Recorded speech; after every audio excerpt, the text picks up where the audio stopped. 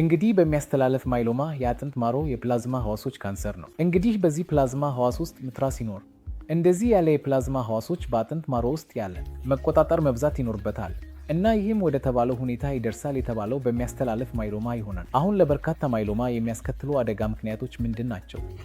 እንደምን እድገት ሲያደርግ እዚያ ራሱ አደጋ ምክንያት ነው። ስለዚህ እድገት ራሱ አደጋ ምክንያት ነው እና በተለያዩ ጥናቶች ውስጥ ከሴቶች ይልቅ በወንዶች ዝርዝር እንደሚገኝ ተገኝተዋል።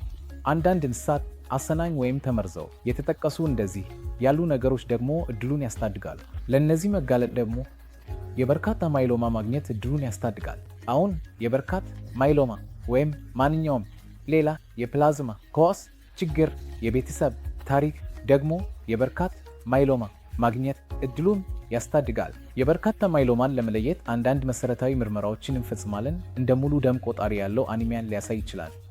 እንዲሁም የኩላሊት ስራ መርምረን ማድረግ አለብን። ይህም የኩላሊት እንቅስቃሴ መቋረጥን የሚያመለክት ከፍተኛ ክሪያቲንን ሊያሳይ ይችላል። እንዲሁም የሰረም ካልሲየም ምርመራ እንደ ሃይፐርካልሲሚያ የሚባለውን ከፍተኛ ካልሲየም ሊያሳይ ይችላል። እንዲሁም ሙሉ ሰውነት የፔርት ወይም መራይ እንደምንድር እነዚህም የአጥንት ሊቲክ ለሽን ወይም ስብራት ሊያሳዩ ይችላሉ። ቀጣዩ እርምረት ደግሞ የአጥንት ማሮ መጠጣት እና ቢዮፕሲ ማድረግ ነው። ይህም ከ10 በመቶ በላይ የፕላዝማ ህዋሶችን ያሳያል። አሁን ይህን የበርካታ ማይሎማ የተባለውን ሁኔታ እንዴት እንደምንቀንስ ነው። ስለዚህ ሁሉም በህመምተኛው ዕድሜ እና በህመምተኛው እንዴት እንደሚሰለጥን ይመለከታል።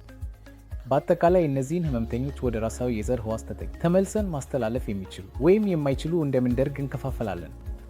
በአጠቃላይ ከ65 ዓመት በታች ዕድሜ ያላቸው ህመምተኞች በጣም ጤናማ የሆኑ እና ሌላ የሚያስቸግር ህመም የሌላቸው እንደ ልብ በሽታ ወይም የስኳር በሽታ ወይም ሌላ ችግር የሌላቸው የምናደርገው ነገር እንደ 4 ዙር ወይም 4 ወር ኬሞቴራፒ እና አንዳንድ ተመራጭ ህክምና እንደምንሰጣቸው ነው። ከዚያም በኋላ ከፍተኛ መጠን ያለው ኬሞቴራፒ እና ራሳዊ የዘር ህዋስ ተመልሰን ማስተላለፍ የተባለውን ሂደት እንከተላለፋለን። ከዚያም በኋላ አንዳንድ የመጠን መድኃኒቶች ወይም የሚወሰዱ መድኃኒቶች እንደምንሰጣቸው ነው። በ1990ዎቹ እንደ በጣም መጥፎ ህመምና በጣም መጥፎ የሆነ ትንበለ ዕድል የተቆጣጠረ በሆነ ጊዜ አሁን ዘመን የተወላገደ የሚሎማ በሽታ የተገኘ ህመምተኛ ለ8 እስከ 10 ዓመት የሚኖር መካከለኛ ዕድል ማቅረብ እንችላለን።